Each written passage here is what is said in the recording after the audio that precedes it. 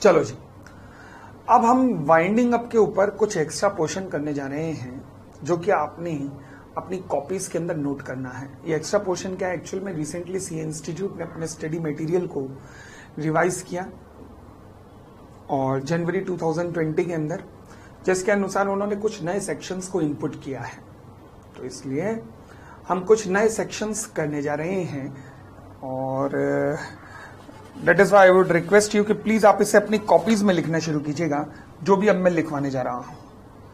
ठीक है, तो इसका हेडिंग देंगे extra portion on winding up. दीजिएगा मेरे साथ नाम, extra portion on winding up. छोटे छोटे से सेक्शंस हैं जिसे सीए इंस्टीट्यूट ने इस बार डाला है। Extra portion on winding up के अंदर सबसे पहला आता है मेरा सेक्शन 358। सेक्शन 358 जिसका नाम है exclusion of certain time in computing limitation period calculate करते हुए सर्टेन टाइम को उठाकर एक्सक्लूड कर दिया जाएगा। दोबारा बोलता हूं, लिमिटेशन पीरियड को निकालते हुए सर्टेन टाइम को उठाकर एक्सक्लूड कर दिया जाएगा। अब ये क्यों किया जाएगा, सोचो ना, बड़ी सीधी सी बात है। क्या मैं कह सकता हूं कि लिक्विडेशन के टाइम पर कंपनी कहीं ना कहीं एकदम लिक्विडेशन का ऑर्डर वगैरह आते ही या वाइंडिंग अप वगैरह का ऑर्डर आते ही कंपनी के मैनेजमेंट की पावर तो छीन ली जाती है। सारी पावर किसके पास चली जाती है, लिक्विडेटर के पास। तो अब सोच के देखो जरा, मैनेजमेंट की पावर छीन ली गई है और लिक्विडेटर के पास पावर चली गई है। लिक्विडेटर उन पावर्स को पहले देखेगा क्या है। मैं कह सकता हूं सैकड़ों हजारों डेटर्स की लिस्ट हो सकती है। वो उन डेटर्स की लिस्ट को गो थ्रू करेगा, तब उसे पता लगेगा ओहो अच्छा ये डेटर्स हैं जिनके ऊपर केस करना है, लिमिटेशन पीरियड एक्सपायर हो रहा है। उस सब में टाइम लग सकता है। हाँ, तो इसलिए लॉ मेकर्स ने एक बेनिफिट दिया कंपनी को कि कंपनी हम सर्टेन पीरियड एक्सक्लूड कर देंगे। एक्सक्लूड कहां से करेंगे, जिस दिन application for winding up file हुई, मतलब कमेंसमेंट ऑफ वाइंडिंग अप जहां से हुआ, यानी कि एप्लीकेशन फॉर वाइंडिंग अप जब से फाइल हुई, वहां से लेकर उसके बाद सेकेंड स्टेप क्या होगा, वाइंडिंग अप का ऑर्डर आएगा। वाइंडिंग अप के ऑर्डर से लेकर 1 साल पूरा हुआ, यहां 1 साल तक, तो यानी कि यहां से लेकर यहां तक का पीरियड लॉ मेकर्स ने एक्सक्लूजन में डाल दिया। तो बहुत अच्छा खासा पीरियड रखा है। एप्लीकेशन फॉर वाइंडिंग अप गई, वाइंडिंग अप का ऑर्डर आया, उसके बाद 1 साल पूरा हुआ वाइंडिंग अप के ऑर्डर का। वाइंडिंग अप के ऑर्डर को ये सारा पीरियड लॉ मेकर्स ने एक्सक्लूड कर दिया है लिमिटेशन पीरियड में से। तो यानी कि कंपनी को एक तरीके का बेनिफिट है कि अगर कोई कस्टमर पेमेंट नहीं दे रहा और चिल्ला रहा है कि लिमिटेशन पीरियड एक्सपायर हो गया, तो रुक जा बेटा, इस पीरियड को एक्सक्लूड किया जाएगा। ठीक है, तो मेरे साथ लिखना शुरू करना आप। In computing the period of limitation, the period of limitation specified, मेरे साथ लिखना चाहिए, for any suit or application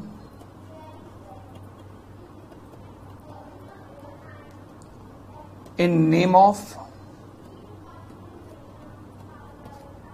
and on behalf of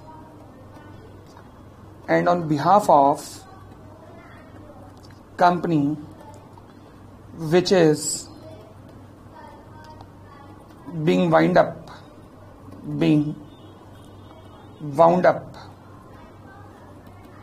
by tribunal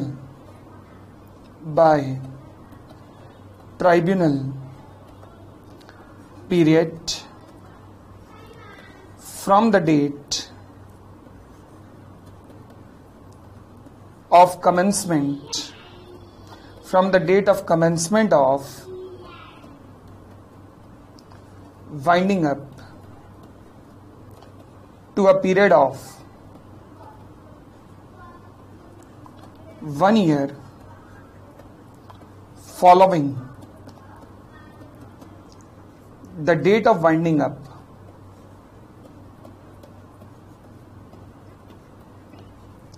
shall be excluded, shall be excluded। यानी कि किसके लिए है? ये कंपनी के लिए है कि जो कंपनी अंडर लिक्विडेशन है कि भैया आपको हम बेनिफिट दे रहे हैं कि आपके लिए हम ये पीरियड काउंट नहीं करेंगे, मतलब ये लिमिटेशन पीरियड में काउंट नहीं होगा। जानते हैं आप लिमिटेशन पीरियड 3 साल है, जिसका मतलब होता है कि अगर 3 साल तक आपने डेट रिकवर ना किया तो आप रिकवर नहीं कर सकते।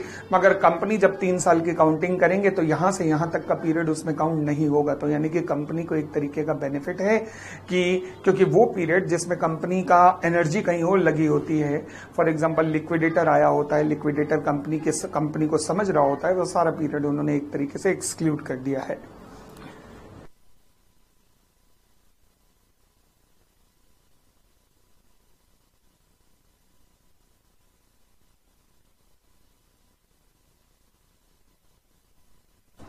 चलो जी, तो ये अपन लोगों का एक छोटा सा सेक्शन था, पहला सेक्शन यहां पे खत्म होता है। दूसरा सेक्शन लिखेगा। हालांकि सी इंस्टीट्यूट ने इन सेक्शंस को ऐड तो कर दिया है, बट दिक्कत एक और है कि इनके ऊपर ना एक्चुअल में कई तरीके के रूल्स हैं जो अभी आने हैं, जो अभी एप्लीकेबल नहीं हुए।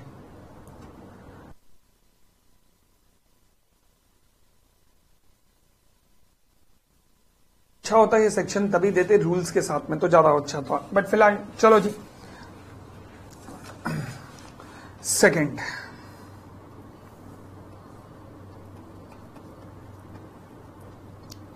सेक्शन 354, हम उल्टा चल रहे हैं थोड़ा। सेक्शन 354,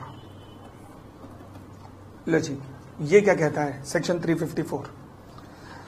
कहता है मीटिंग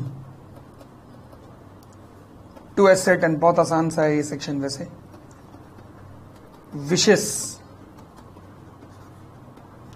ऑफ क्रेडिटर्स और कंट्रीब्यूटरीज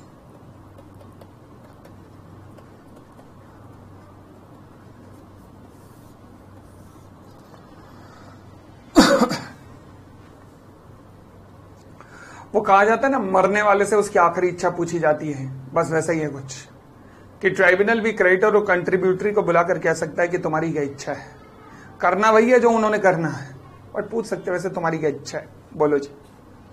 बस यही कहता है सेक्शन। क्या कहता है लिख लीजिएगा।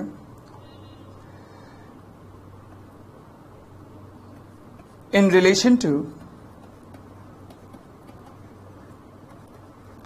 Winding up of company, tribunal में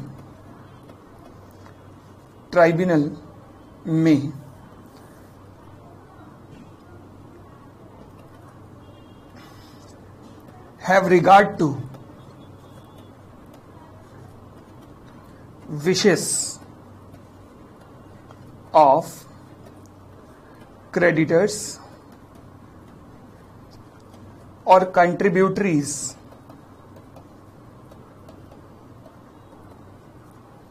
ऑफ कंपनी, यानी कि उनकी भावनाओं को सम्मान दिया जा सकता है ट्राइब्यूनल के द्वारा। If it thinks fit for ascertaining their wishes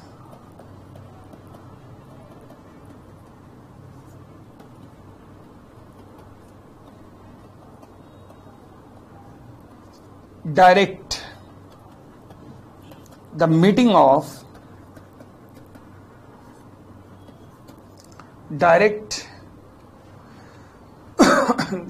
of creditors or contributories to be called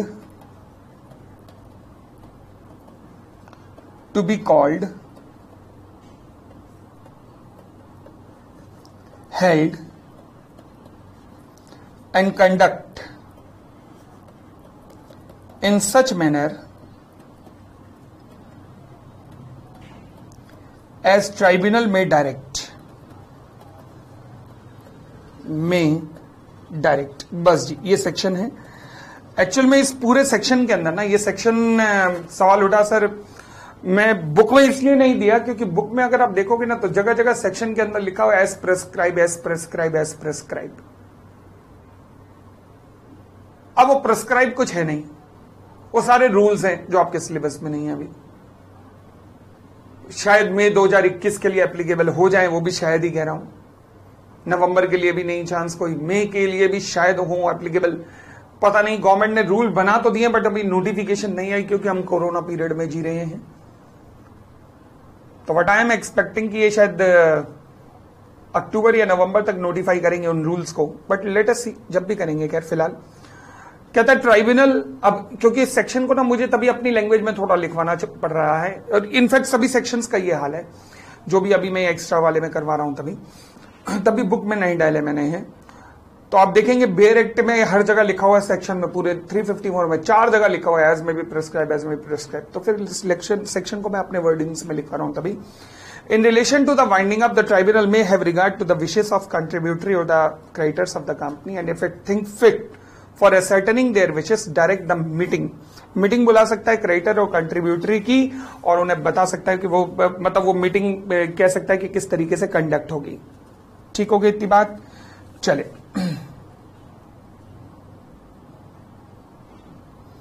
एक लाइन और लिख लीजिएगा इसमें। Tribunal may also appoint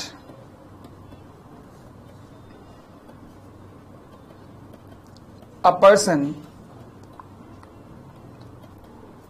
to act as chairperson या chairman of such meeting। Normally ये सीनियर एडवोकेट ही होता है कोर्ट का, ट्राइब्यूनल का। And to report result thereof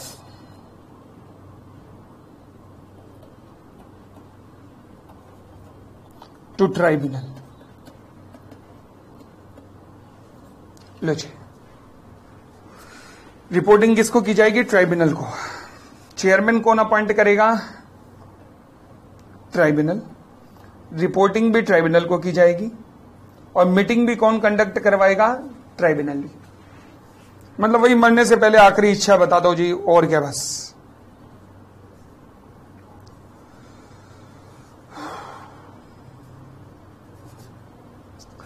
मेरा अगला सेक्शन है सेक्शन 353। लिखिएगा सेक्शन 353। सेक्शन 353 जो कहता है लिक्विडेटर to make returns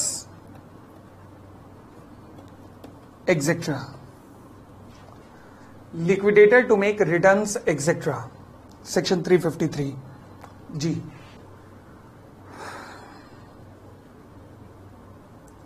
ये कहता है जी अगर ऐसा है लिक्विडेटर साहब, आपको कोई रिटर्न भरनी है, रिटर्न सबमिट करनी है, कंपनी के स्टेटमेंट ऑफ अफेयर्स वगैरह से रिलेटेड रिटर्न्स वगैरह सबमिट करनी है, और उसमें अगर डिफॉल्ट हो जाता है तो फिर लॉ मेकर ने टाइम पीरियड दिया है लिक्विडेटर को कि ट्राइब्यूनल को अगर कोई कंप्लेन जाती है, ट्राइब्यूनल का आदेश जाता है लिक्विडेटर को कि भाई सबमिट कर, तो उसके 14 दिन के अंदर अंदर आपको सबमिट कर देना पड़ेगा। अगेन इजी सा है, लिखेगा। कहता है where company liquidator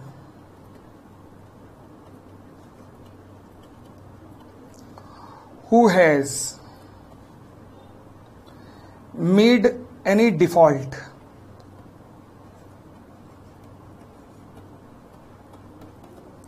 where the company liquidator who has made any default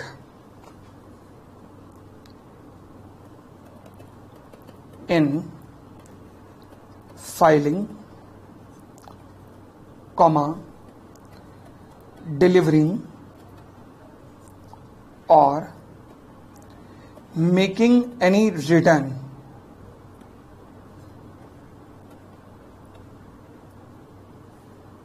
or in giving any notice which he is required by the law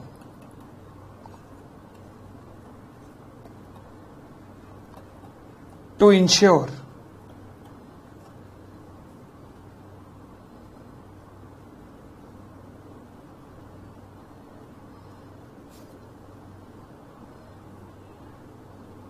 but fails to make good the default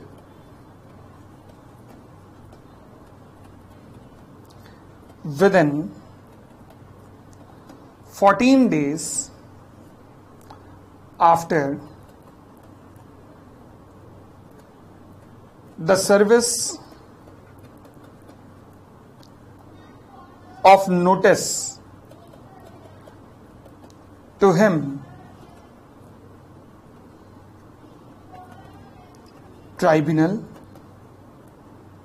the tribunal may, on an application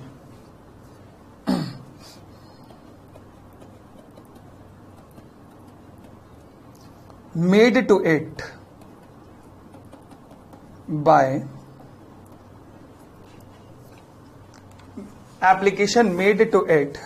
any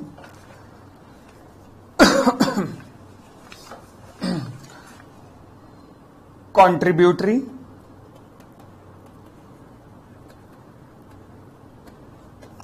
creditor, registrar, make an order directing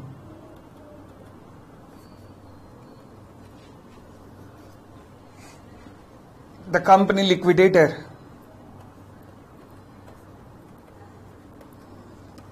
to make good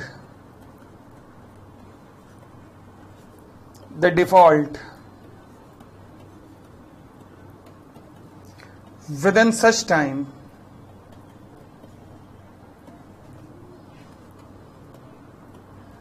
as specified in order। लो जी, जरा लिखने के बाद एक बार पढ़ के भी देखिएगा और बताओ जी कोई भी दिक्कत। आई थिंक बहुत सिंपल सा है, मैं रिकॉल करवाता हूं। देखो जी, बड़ी सीधी सी बात है। कहता है कंपनी लिक्विडेटर ने डिफॉल्ट किया फाइल करने में, डिलीवर करने में, या फिर कोई रिटर्न या नोटिस देने में। कोई डिसीजन हुआ, कोई उसका नोटिस वगैरह आरओसी को वगैरह देना था, नहीं दिया, तो लॉ कहता है 14 दिन का समय मिलेगा। जिस दिन आपने देना था, जो भी आपकी ड्यू डेट थी, 14 दिन का और समय मिला है। और after the service of notice to him, say for example मान लीजिए आरओसी ने उसे नोटिस दिया कि भैया तुमने अभी तक रिटर्न वगैरह नहीं भरी है मुझे। क्रेडिटर्स ने कहा, कंट्रीब्यूटरी वगैरह को इसने एनुअल रिटर्न्स वगैरह सबमिट करनी थी, अपनी फाइनेंशियल स्टेटमेंट वगैरह सबमिट करनी थी, जो स्टेटमेंट ऑफ अफेयर्स वगैरह कोर्ट में सबमिट होती है, उसकी कॉपी वगैरह सबमिट करनी थी, जो इसने नहीं की सेक्शन 294 में, जिसकी हमने चर्चा भी की है। तो कहता अगर ये काम नहीं किया, इसने रिपोर्ट सबमिट करनी थी, नहीं किया, कुछ नोटिस वगैरह देना था, नहीं किया, और उस डिफॉल्ट को 14 दिन तक, बावजूद इसके कि किसी इसको नोटिस दिया गया लिक्विडेटर को, जैसे कंट्रीब्यूटरी ने, क्रेडिटर ने, रजिस्ट्रार ने इसे नोटिस दिया कि हमारे पास अभी तक ये डिटेल नहीं आई है, बावजूद इसके 14 दिन तक ये डिफॉल्ट कंटिन्यू रहा, तो फिर कंट्रीब्यूटरी, क्रेडिटर या रजिस्ट्रार कोई भी एप्लीकेशन फाइल कर सकते हैं ट्राइब्यूनल को, जिसके बेसिस पे ट्राइब्यूनल इसे कहेगा कि चल बेटा ये सबमिट कर within such period as may be specified by the tribunal.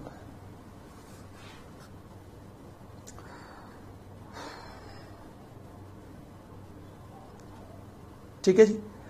तो सवाल उठा इस सेक्शन के नॉन कंप्लायंस पे, अगर ट्राइब्यूनल के ऑर्डर के बावजूद भी इसने ना किया तो कोई पेनल्टी है? हाँ, वो ट्राइब्यूनल डिसाइड करेगा, यानी कि पेनल्टी का अमाउंट ऐसा सेक्शन में नहीं दे रखा, वो ट्राइब्यूनल के ऊपर ही है। चलिए, तो बस यहां पर इतनी सी बात लिखी गई है।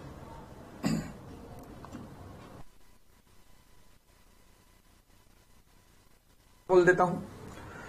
कंपनी लिक्विडेटर, जिसे कि रिटर्न जमा करने की जरूरत थी, कोई डॉक्यूमेंट्स वगैरह डिलीवर करने की जरूरत थी, नोटिस वगैरह देने की जरूरत थी, अगर वो ये नहीं किया उसने काम, तो मान लीजिए क्रेडिटर्स ने, कंट्रीब्यूटरी ने, आरओसी ने, तीनों में से किसी ने भी उसे नोटिस भी दिया कि ये काम कर दे, ये हम अभी तक ये रिकॉर्ड नहीं मिला है, बावजूद इसके इसने रिकॉर्ड वगैरह नहीं दिया, 14 दिन हो गए डिफॉल्ट किए हुए इसको, तो फिर अब वो कंट्रीब्यूटरी, क्रेडिटर या फिर आरओसी ट्राइब्यूनल के पास जा सकते हैं और ट्राइब्यूनल उसके एप्लीकेशन के बेसिस पर लिक्विडेटर को काम कह सकते हैं कि ये काम करो, और उस पीरियड में करो जो पीरियड हम आपको कह रहे हैं। ठीक हो गई इतनी बात? चलिए, मेरा अगला सेक्शन रेलेवेंट है, थोड़ा सा रेलेवेंट है। ये सारे तो मैं इन्हें नहीं कहूंगा बहुत ज्यादा क्या ज्यादा रेलेवेंट भी हैं, बट अगला सेक्शन रेलेवेंट है थोड़ा, उसको ध्यान से समझना। Section 352,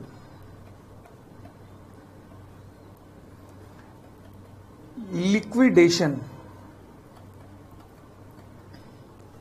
dividend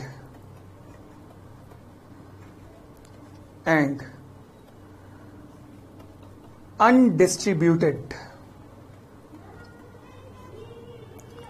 assets account.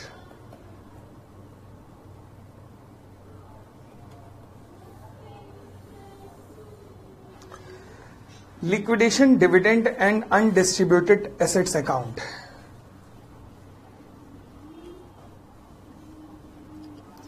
LDUA account, दुआ अकाउंट, दुआ अकाउंट, ले लो दुआ अकाउंट या लिक्विडेशन दुआ account, dividend undistributed assets account. अब ये सेक्शन क्या कहता है?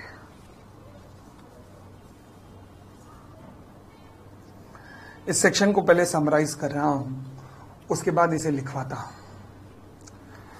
कहता है जी, लिक्विडेशन हुआ।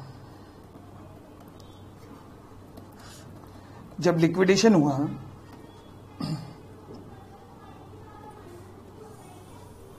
ये पहले एक बॉक्स के अंदर ये बना लेना है,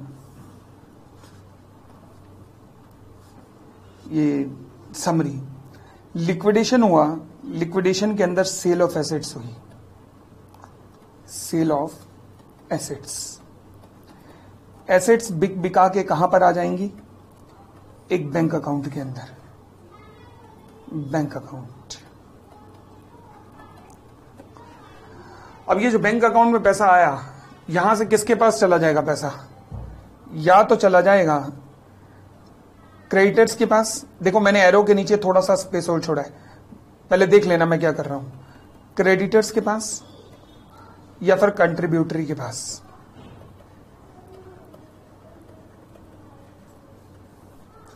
आप में से कई बच्चे ना आईपीसीसी से पढ़ के आए होंगे, कुछ हो गए जो इंटर से आए होंगे, बट कुछ आईपीसीसी से आए होंगे। याद होगा, आईपीसीसी में एक होता था, टॉपिक होता था लॉ में, लॉ एथिक्स एंड कम्युनिकेशन। याद है? यही था। अच्छा, एथिक्स एंड कम्युनिकेशन में आपको एक टॉपिक सिखाया होगा, यूफेमिज्म्स। यूफेमिज्म्स का टॉपिक एक आपने पढ़ा होगा कि हम ना आजकल कुछ मतलब ऐसे हार्ड शब्दों का यूज ना करके कुछ सॉफ्ट शब्दों का यूज करते हैं, जिनके कान में जाते ही ना वर्ड मुंह से निकले, आह कितना अच्छा शब्द है।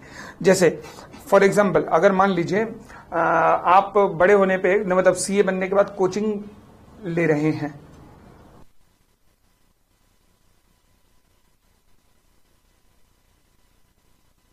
लड़की वाले रिश्ता लेके आए आपके लिए, तो पूछा लड़का क्या करता है? घर वालों ने कहा जी वो ट्यूशन पढ़ाता है। लो जी, उड़ गई इज्जत की धजिया, उड़ गई। ट्यूशन पढ़ाता है, ऐसा लग रहा है तीसरी चौथी क्लास को भी पढ़ाता होगा। बट सोचो, लड़की वालों को कहा गया actually he is an educator. भाई साहब, लगता ना हैवीवेट वर्ड, एजुकेटर है। गजब। हमारे टाइम पे क्या होता था ना, जब हम जाते थे ना, तब वो क्लास में बैठे हुए टीचर कॉल आती थी, तो हम यूं करके, एक तो पता नहीं मुझे इन 2 उंगलियों का मतलब आज तक नहीं समझ आया कि 2 उंगलियां क्यों करते थे, यूं करते थे। Madam may I go to bathroom, यूं करते थे भाई, हमें सिखाया जाता था यूं ही करना, और ऐसे इन दो उंगलियों का मतलब आज तक मुझे नहीं पता लगा, यूं मैडम की तरफ इशारा करके ऐसे किया करते थे। खैर जी, अब तो कॉन्सेप्ट चेंज हो गए हैं, अब आजकल क्या हो गया, रेस्ट रूम बन गए हैं। तो ऐसे शब्द सुनने में जो ना अच्छे लगते हैं, अच्छे लगते हैं, इसे यूफेमिज्म्स कहते हैं। लॉ मेकर्स ने उसी कल्चर का यूज किया है। अब मुझे बताओ, लिक्विडेशन पे जो बचा कुचा अमाउंट होगा वो क्रेडिटर्स को आप पे कर रहे हो, तो सीधा कहो ना बचा कुचा अमाउंट क्रेडिटर्स को पे ऑफ कर रहे हो। नहीं, लिखा है डिविडेंड। डिविडेंड, वाह, मतलब इतना मिल गया वही काफी है। क्रेडिटर्स देखने में लगता है डिविडेंड टू क्रेडिटर, मतलब क्रेडिटर को लिक्विडेशन पे बहुत कुछ मिल रहा है ना। वो कह रहा है 100 रुपए देने थे क्रेडिटर को, हमारे पास 40 हैं, 40 दे रहे हो, तो वो डिविडेंड ही है, वरना तो कुछ भी नहीं मिलना था। 40 मिल रहे हैं ना, वो डिविडेंड ही है। तो नाम यूज किया इसलिए, लिक्विडेशन डिविडेंड, गजब हो गया। सिमिलरली कंट्रीब्यूटरी को अगर कुछ मिल रहा है तो वो भी उनका डिविडेंड ही है, समझ आया। तो बैंक अकाउंट में जो पैसा जाएगा वो लिक्विडेशन डिविडेंड के रूप में, लिक्विडेशन डिविडेंड के रूप में चला जाएगा, या तो क्रेडिटर्स के पास या कंट्रीब्यूटरी के पास। समझ आई बात। चल, अब इनको पैसा पे ऑफ किया, कंट्रीब्यूटरी को और क्रेडिटर को आपने पैसा पे ऑफ किया। पे करने के बावजूद भी बैंक अकाउंट में कुछ पैसा रह गया। आपने चेक भेजे थे, वापस आ गए चेक, एड्रेस चेंज हो गए थे या फलाना या डिप का कुछ भी हो गया था, तो यानी कि सर्टेन अमाउंट अनक्लेम्ड रहा। अब जितना भी अनक्लेम्ड अमाउंट है, जो क्लेम नहीं किया किसी ने, उस सारे के सारे अनक्लेम्ड अमाउंट को आप विदिन 6 मंथ्स आप ट्रांसफर कर दोगे एक अकाउंट के अंदर, जिसे हम कहते हैं, क्या कहते हैं, एल दुआ अकाउंट। एल दुआ account, liquidation dividend and undistributed assets account. ठीक है, अब आपने एल दुआ अकाउंट में ट्रांसफर किया। इस अकाउंट में ट्रांसफर करने के 15 साल बाद, आफ्टर 15 ईयर्स,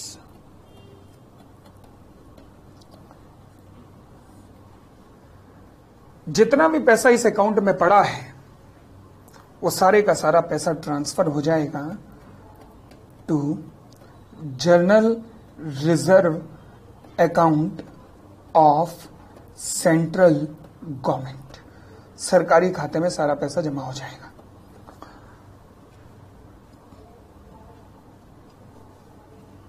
सवाल उठा, क्या हम एल दुआ अकाउंट या फिर जनरल रिजर्व अकाउंट में से पैसा निकाल सकते हैं? द आंसर इज यस, आप बिल्कुल निकाल सकते हो।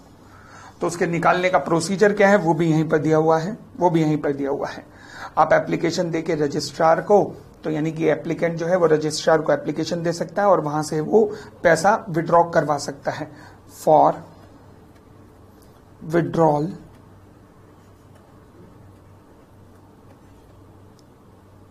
ऑफ अमाउंट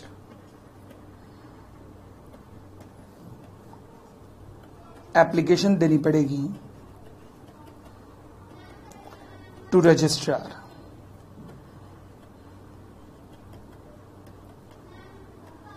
और रजिस्ट्रार विदिन 60 डेज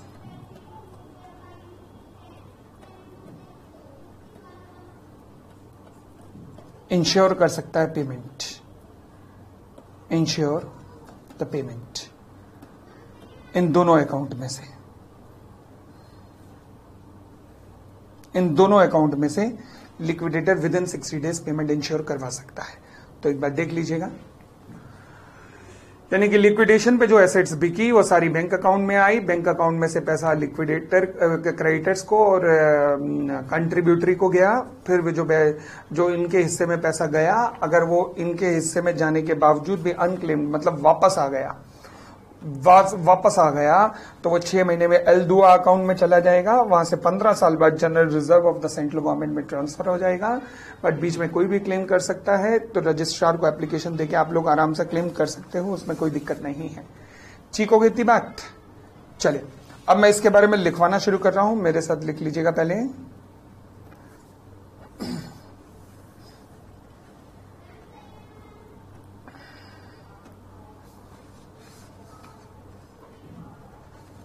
लो जी, लिखना शुरू कीजिएगा मेरे साथ। सेक्शन 352 सबसेक्शन 1, सबसेक्शन याद मत करना, खाली सेक्शन याद कर लेना बस। Where any company is being wound up and the liquidator has in his hands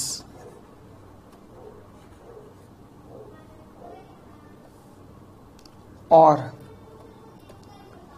under his control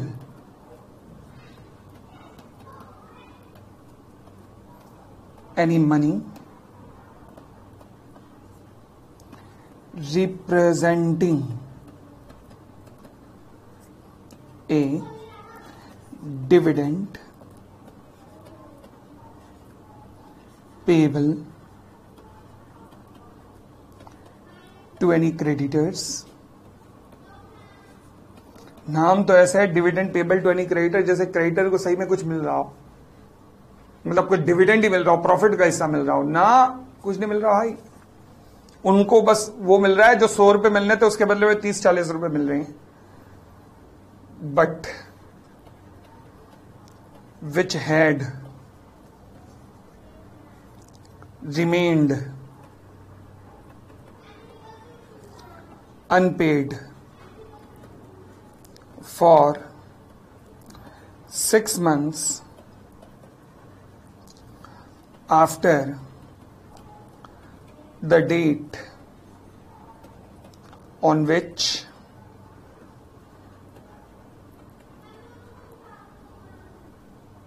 बस इतना काफी है, 6 month के आगे काट दो। But which remains unpaid for 6 months और B point assets refundable to any contributory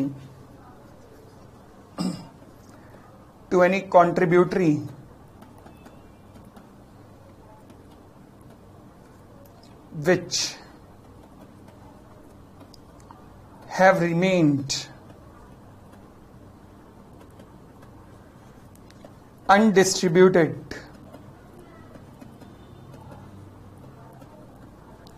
for 6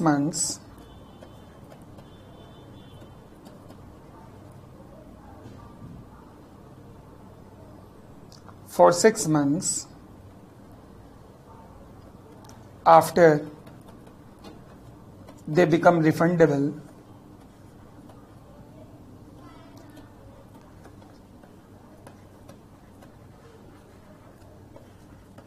तो फिर क्या होगा? लिक्विडेटर इस पैसे को डाल देगा कहां? लिखेगा द लिक्विडेटर shall forthwith, मतलब जैसे एक्सपायरी होगी 6 month की immediately, forthwith deposit the money into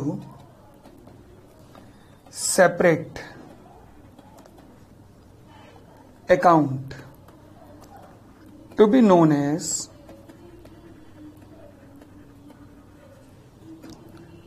company liquidation dividend and undistributed assets account। ये था जी हमारा सबसेक्शन 1, यही मेन है सबसे।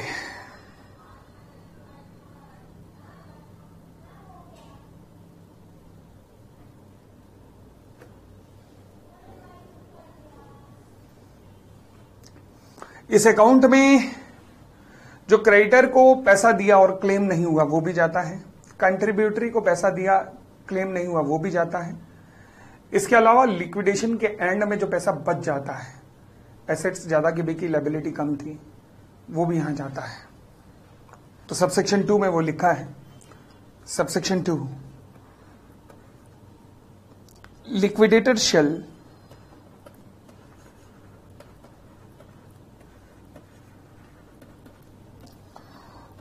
on dissolution of company pay into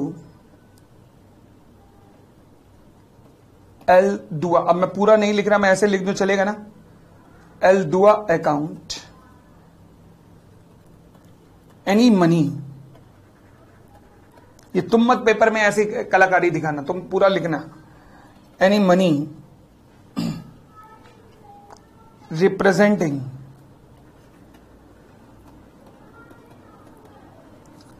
unpaid dividend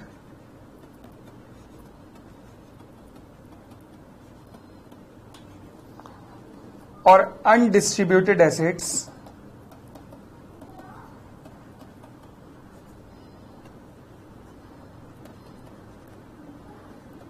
on date of dissolution. लो जी, तो डिसोल्यूशन पे कुछ भी जो बाकी बचा वो भी यहां ट्रांसफर हो जाएगा। अगेन सबसेक्शन याद मत करना, सेक्शन याद करना, बस बार बार कह रहा हूं, सबसेक्शन याद मत करना।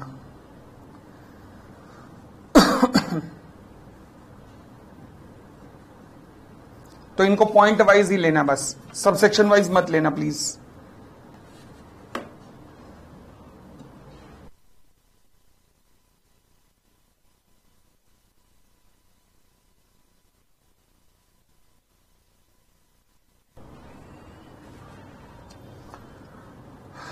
Third point,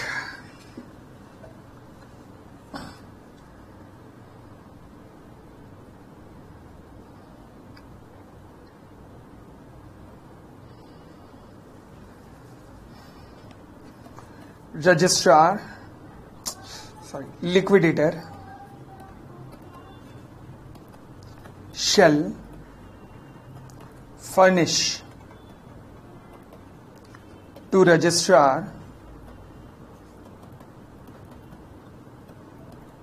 a statement in prescribed form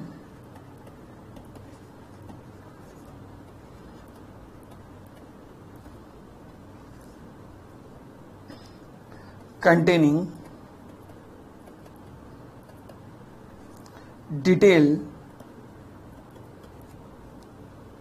about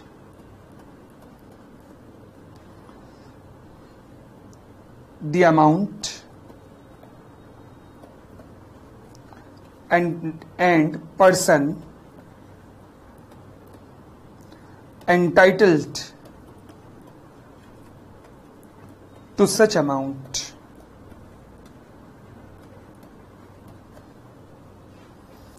along with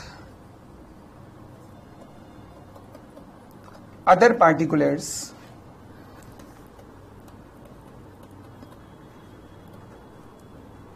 as prescribed।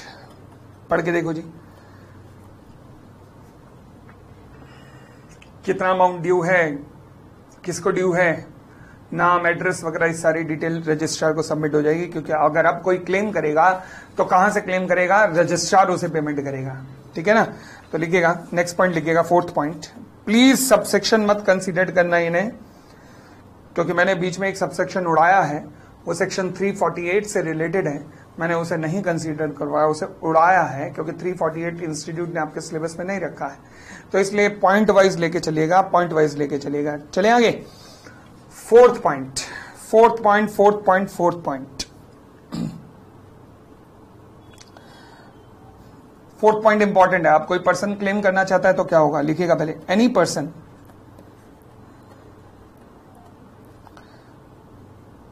claiming to be entitled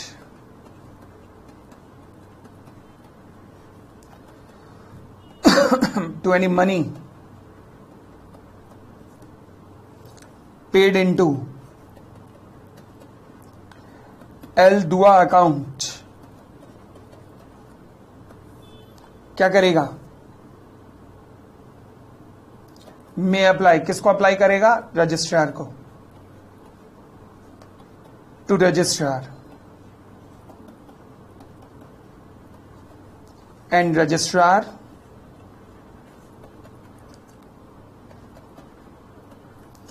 if satisfied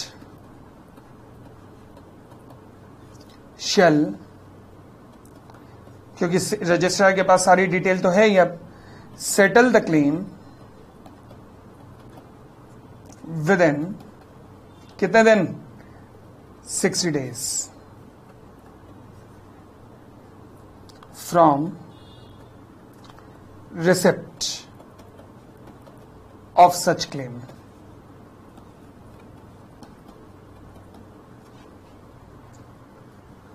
ठीक है, 15 साल बाद ये अमाउंट कहां ट्रांसफर हो जाएगा?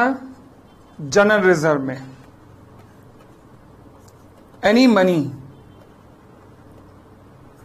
अच्छा वैसे 60 दिन में अगर रजिस्ट्रार ये पेमेंट नहीं करता ना तो कंप्लेन जाती है उसकी रीजनल डायरेक्टर को, लिखने की खैर जरूरत नहीं है बट आपकी नॉलेज के लिए बता रहा हूं। Else report to regional director for reason of delay, लिखने की जरूरत नहीं होगी, वैसे आपकी नॉलेज के लिए बता रहा हूं। अगर एमसीक्यू में अगर पूछ ले तो अगर 60 दिन में पेमेंट ना कर पाया तो रजिस्ट्रार रिपोर्ट बना के रीजनल डायरेक्टर को देगा, बताएगा कि क्यों डिले हुआ।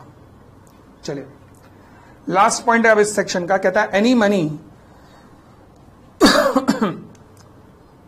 Paid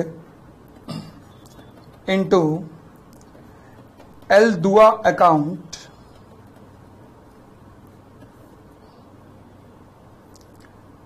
which remains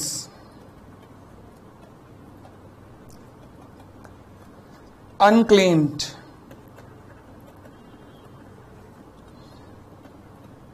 even after 15 years shall be transferred to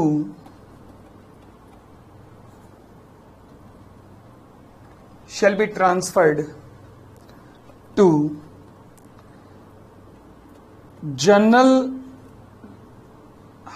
revenue account, मैंने शायद ऊपर रिजर्व लिखवाया है, ऑफ सेंट्रल गवर्नमेंट।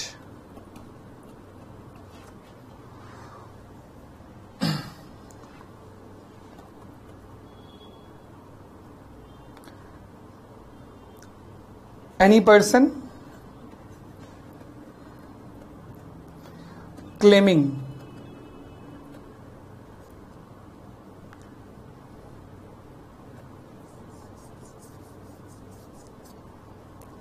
ये ऐसे लिखना, but a claim to any money so transferred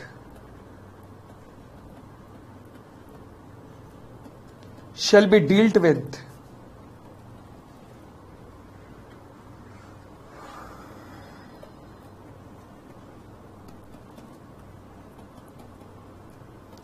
as if such a transfer had not been made, यानी कि वही आरओसी को आप एप्लीकेशन देंगे and the order for payment on the claim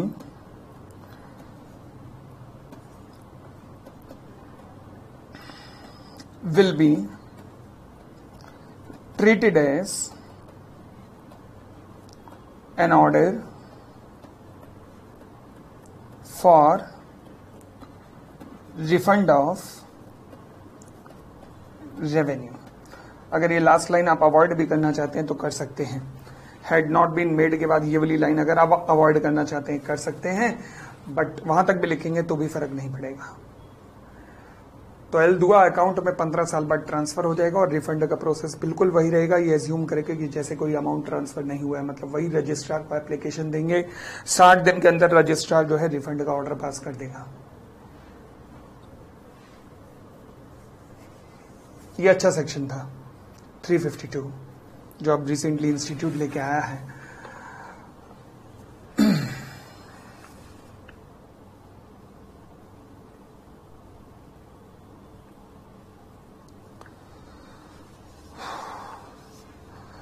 उसके बाद एक आखिरी सेक्शन हो रहा है बस अब, सेक्शन 347 लिख लीजिएगा। सेक्शन 347, इन सब में से सेक्शन 352 ही पेपर के लिए इंपॉर्टेंट है, बाकी कोई भी इंपॉर्टेंट नहीं है। केवल 352 को देखने की जरूरत है आपको एक बार बस।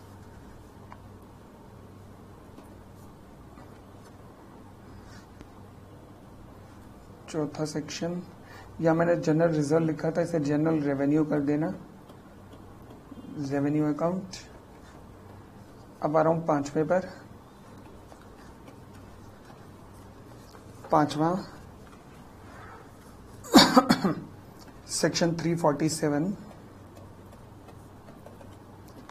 Disposal of books and papers of company,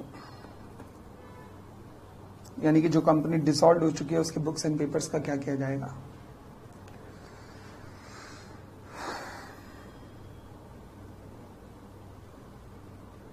संभाल के रखने हैं तो कितने पीरियड तक? लॉ में कहता है 5 साल तक बस। 5 साल के बाद किसी की कोई लायबिलिटी नहीं होगी। 5 साल तक संभाल के रखना है। तो लिखना शुरू कीजिएगा। व्हेन, एमसीक्यू में पूछा जा सकता है बस ये। Affairs of company have been completely wound up and it is about to be dissolved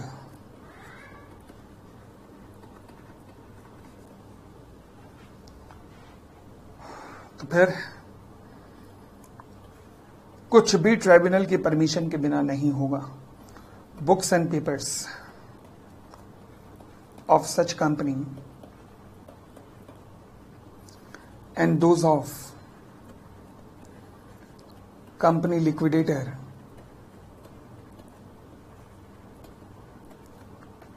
may be disposed of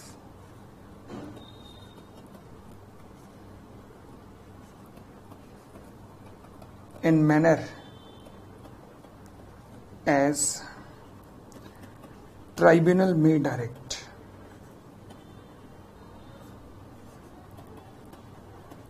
as tribunal may direct. 5 साल तक का मैक्सिमम रिटेंशन होता है। After the expiry of 5 years from dissolution no responsibility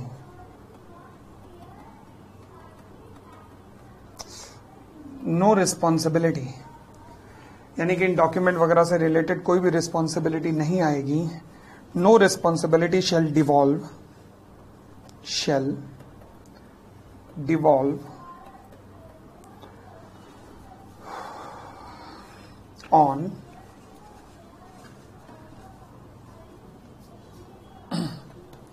company liquidator or any person to whom the custody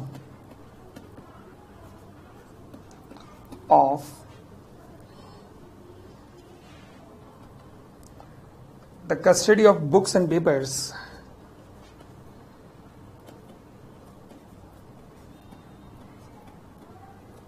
has been entrusted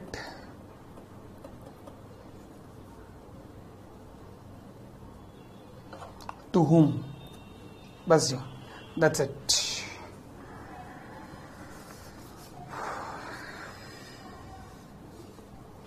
ठीक हो गई इतनी बात.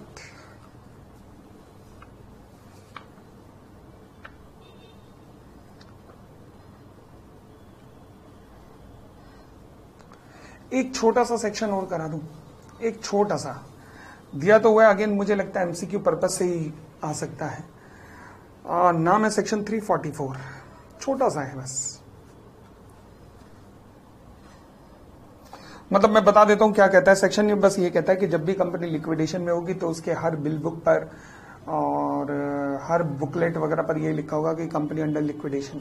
बस इतना सा तो लिख लीजिएगा.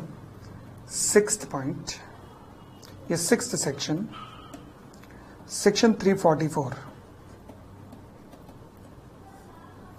Statement that company is in liquidation.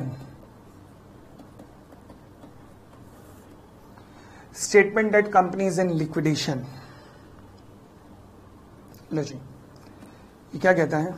Section कहता है कि where a company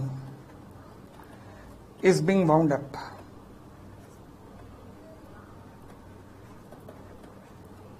by tribunal or voluntary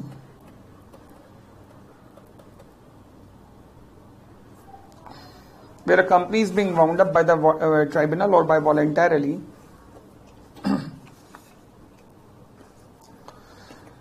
every invoice, business letter,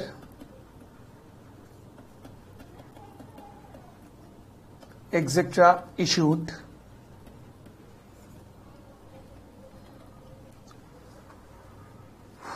by or on behalf of company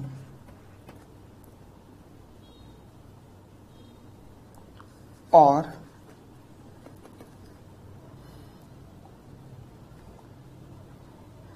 company liquidator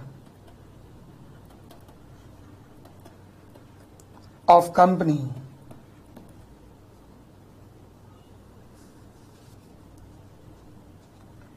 shall contain a statement that the company is being wound up.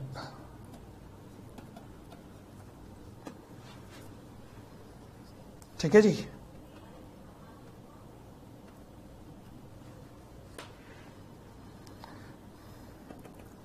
Penalty क्या है in case of non compliance?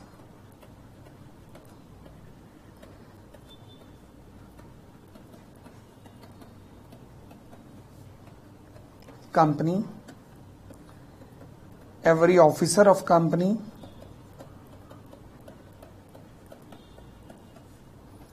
company liquidator,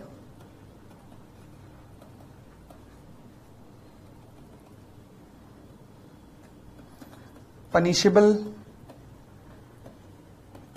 with fine,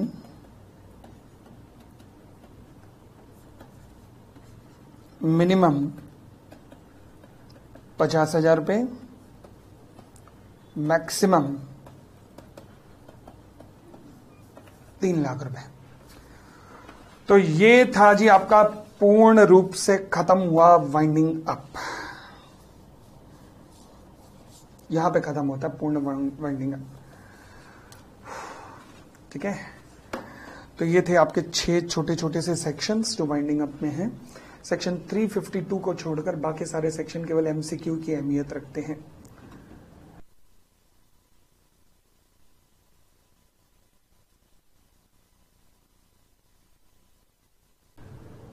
बढ़ सकते हैं। चलो जी, तो यहाँ तक धन्यवाद, thank you, thanks a lot.